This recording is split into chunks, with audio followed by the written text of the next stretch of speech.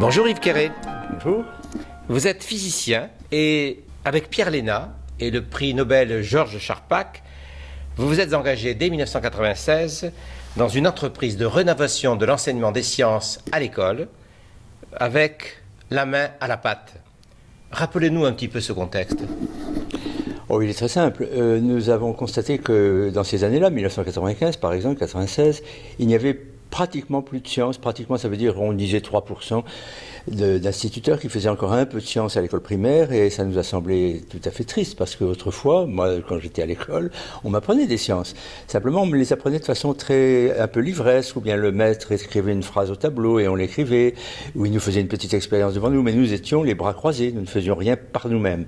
Et alors, ça a été un petit peu la révolution, c'est un grand mot, mais quand même de la main à la pâte, c'est que on prétendait, on voulait que les enfants apprennent la science en la faisant, et non pas en la lisant sur un tableau ou dans un livre. Donc ça a été ça la motivation, c'est faire retrouver, faire réapparaître de la science.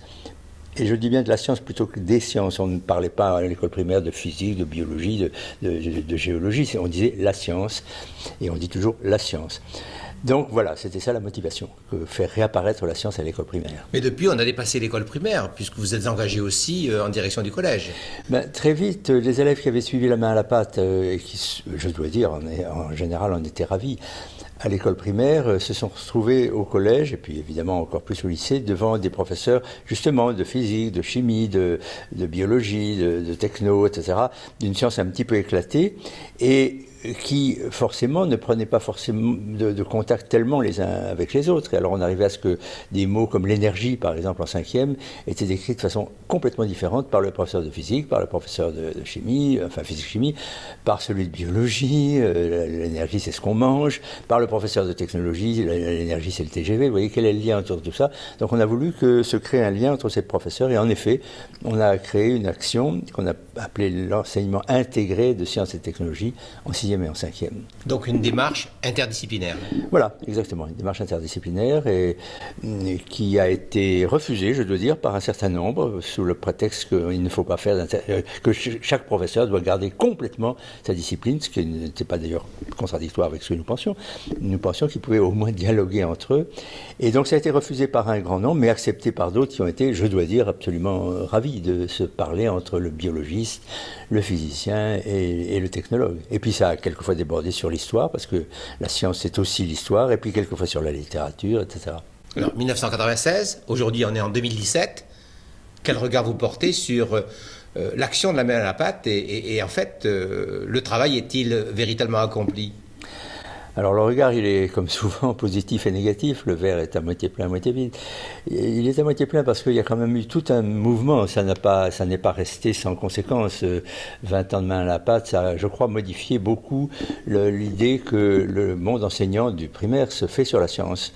Beaucoup de contacts ont été établis c'était ça notre désir, entre les instituteurs, maintenant les professeurs d'école, et les scientifiques, ce qui n'existait pas du tout avant. Donc il y a un positif considérable, et qui est que, je répète, la science est redevenue présente à l'école primaire. Alors, le verre est à moitié vide, et peut-être plus qu'à moitié vide, puisqu'il y a un peu plus, sans doute, que la moitié des professeurs qui ne font quand même pas de science. Donc, on peut se poser la question du pourquoi ils ne font pas de science. Eh bien, c'est souvent parce qu'ils sont un petit peu effrayés, n'ayant pas eux-mêmes de formation scientifique, de se trouver confrontés à des questions des enfants. Si les enfants manipulent, font eux-mêmes des expériences, ils vont évidemment poser des questions. Il y a un certain laisser-aller, si j'ose dire, positif d'ailleurs, qui se crée dans la classe pendant qu'on fait des expériences. On discute, on manipule, vous voyez. Et certains professeurs ont, je dois dire, un petit peu peur de se trouver confrontés à des questions auxquelles ils n'ont pas la réponse. Alors nous essayons de leur dire, mais c'est normal de ne pas savoir. Nous-mêmes, un scientifique, c'est par excellence celui qui sait qu'il ne sait pas. La science, c'est plutôt la phrase « je ne sais pas » que la phrase « je sais ». Donc nous essayons de leur dire, mais c'est tout à fait normal que vous ne sachiez pas, mais nous sommes là pour des scientifiques autour de vous. Il y a maintenant des choses extraordinaires comme Google, ou Wikipédia plutôt. Voilà, mais vous voyez, donc la verre est quand même à moitié vide, en ce sens que la science n'est pas complètement revenue à 100% dans les écoles françaises. Donc la posture de l'enseignant dans la classe, une posture de côte à côte plutôt qu'une posture de face à face. Par ailleurs, changer le statut de l'erreur dans l'apprentissage. Oui, L'erreur est oui, utile, alors que oui, peut-être jusqu'à aujourd'hui, oui, on pouvait penser que c'était oui, en fait négatif pour oui, l'élève. oui. Ça participe de Oui, cela? mais bien sûr, c'est tout ça qui est... Vous voyez, nous disons avec, j'allais dire un peu d'exagération à peine, que ce que nous proposons dans les écoles, pour que les enfants, mais même, je dirais presque déjà à l'école maternelle, vous voyez, c'est extraordinaire, quelquefois, la science qu'on peut faire à l'école maternelle. Eh bien, nous disons que ça, c'est en tout petit, en minuscule, c'est exactement ce qui se passe dans un laboratoire de recherche, vous voyez. C'est-à-dire, on part d'une question, on fait des hypothèses, les hypothèses, les 3/4 du temps sont fausses, mais c'est comme ça, et c'est très bien. Et puis, il y a une expérience, on fait une expérience qui, en général, est le bon juge de paix, qui répond, ben ça c'est vrai, ça c'est faux, et puis on rédige. Vous voyez, un point important de la main à la pâte, ça a été d'établir le lien très fort entre science et langage. Alors on rédige, on fait peut-être un petit exposé, oui, et tout ça, c'est ce qui se passe, en bien plus grand évidemment, dans un laboratoire. Une question, des hypothèses, une expérience, ou une théorie, suivant les cas, mais enfin une expérience, et puis on rédige un article dans un laboratoire, vous voyez. Donc voilà l'idée. Les enfants chercheurs. Les enfants un peu chercheurs, oui, questionneurs, curieux et chercheurs.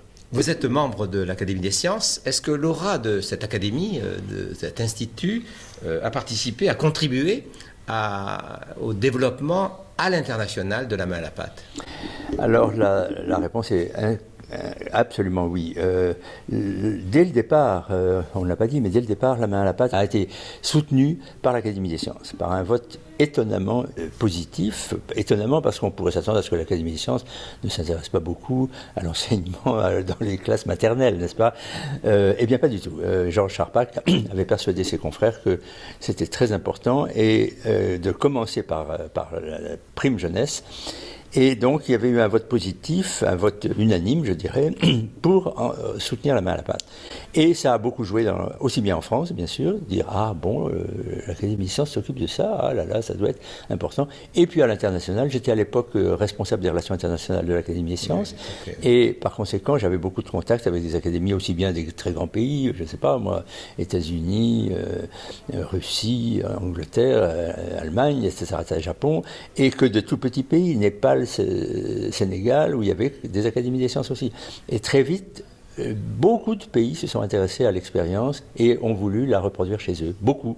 C'est toute l'Amérique latine pratiquement, c'est la Chine, c'est la Malaisie, c'est l'Indonésie, c'est des pays d'Afrique, le Bénin, le Togo, le Sénégal, etc. Donc c'est une aventure qui est devenue totalement internationale. Alors, elle n'est pas forcément à 100% main à la pâte, c'est-à-dire chaque pays adapte un petit peu à ses coutumes ou à ses ressources locales, mais l'idée même, vous voyez, de faire que l'enfant cherche, se questionne et qu'il fasse des expériences, que le maître soit là pour l'aider, bien sûr, ça a été vraiment adopté universellement. Alors, la société numérique dans laquelle nous sommes entrés depuis quelque temps pénètre automatiquement l'école. Est-ce que vous pensez que, par exemple, l'iPhone, Internet, participe de cette éducation entre pairs, de cette éducation hors de l'école, qui participe aussi de l'apprentissage à l'école? Assurément, bien sûr. Et puis si on n'en était pas d'accord, on serait effacé par l'histoire. C'est un mouvement, c'est une énorme vague comme un raz-de-marée qui de toute façon nous emmène, et je crois qu'il y a des aspects extraordinairement positifs. Alors, simplement, la seule petite caveat que nous y mettons, c'est qu'il ne faut absolument pas que cette influence de l'écran, disons, balaye l'idée que les enfants travaillent par leurs mains et par leur cerveau. C'est-à-dire qu'il peut y avoir une tendance qui, à notre avis, serait tout à fait désolante. Elle aurait des côtés positifs, mais elle serait quand même désolante, c'est que l'enfant revienne aux bras croisés. J'évoquais tout à l'heure les bras croisés de mon enfance, où on écoutait les yeux ouverts et les bras croisés le professeur. Là, ça serait les bras croisés devant un écran. Il est certain que par ces techniques numériques et par l'écran, on peut faire des expériences de physique, de biologie, magnifiques, des explications de géologie superbes, bien plus belles que celles qu'on peut avoir sur une table d'école.